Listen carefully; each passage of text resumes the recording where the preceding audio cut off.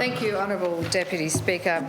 I rise tonight to talk about the recent National Climate Risk Assessment for Australia, which identifies Tasmania as a state that is highly exposed to climate hazards, where severe climate impacts will be felt across all regions by at least 2050. It recognises that Tasmania has high vulnerability to flooding and saltwater intrusion, as well as to bushfire and extreme weather events. We understand, of course, that climate change, and so does the risk assessment, is already having impacts on Tasmania.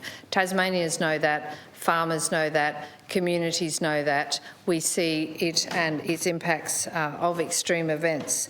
We see what is predicted is the escalating impacts and cascading impacts and the cumulative impacts of multiple events in a row that will increase stress on our water supplies, on our food production systems, on our public infrastructure, on our environment and ecosystem health, on our own personal health, on the housing conditions, on the impact of housing and the type of building that we have in order to be able to survive increasingly hot summers, on the emergency services that are protecting us and doing everything that they can to protect us in these extreme events, community services and, of course, business viability.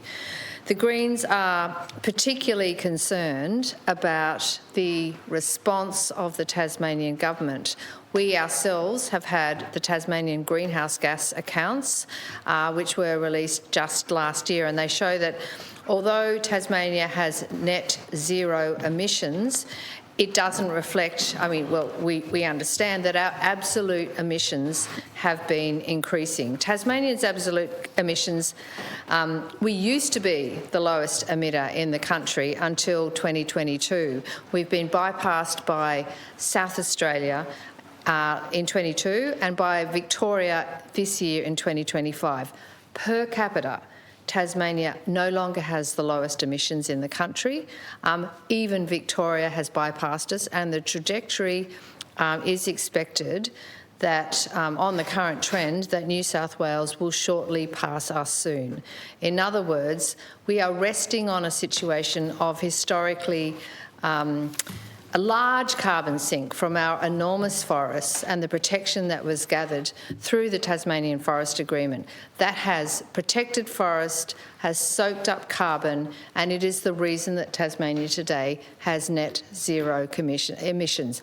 But nothing is happening under this government. There is no action to bring down our emissions, and most importantly, there are no actions to have an adaptation strategy. There is no mandated adaptation strategy, and the Greens are incredibly concerned about the fact that there is no comprehensive response for communities, for businesses, for farmers. The Premier this morning talked about the fact that the government is doing things and is interested, what's happening for farmers. I'm sure they are, but that is not a statewide strategy. That is not whole of government with local government and state government. It's not with businesses and industries and communities and all the other groups that need to be involved together talking about how we become more resilient to the climate. We've got sea level rise, coastal inundation and the national... Can you please stop the member from interjecting while I'm speaking? We've got the National Climate Risk Assessment, and that made it very clear. It showed Launceston as a case study in the National Risk Assessment. Because of the impacts, up to 2 metres in sea level rise are predicted there by 2090, but we already see the impacts of climate change on flooding in Launceston. So it's no longer okay to have a siloed approach to responding to climate change. We can't leave it all up to the government. It's not just the state government's job, it's everybody's job, but the state government must drive it. We must have a stronger Climate Act.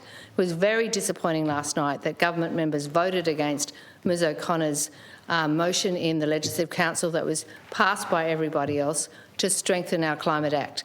We will be pushing the government to strengthen the Act, to have an adaptation strategy, because we have to have the support for communities, for businesses, for farmers, for local government to respond to the fact that climate change is getting more extreme. We need to step up and we need to take it seriously.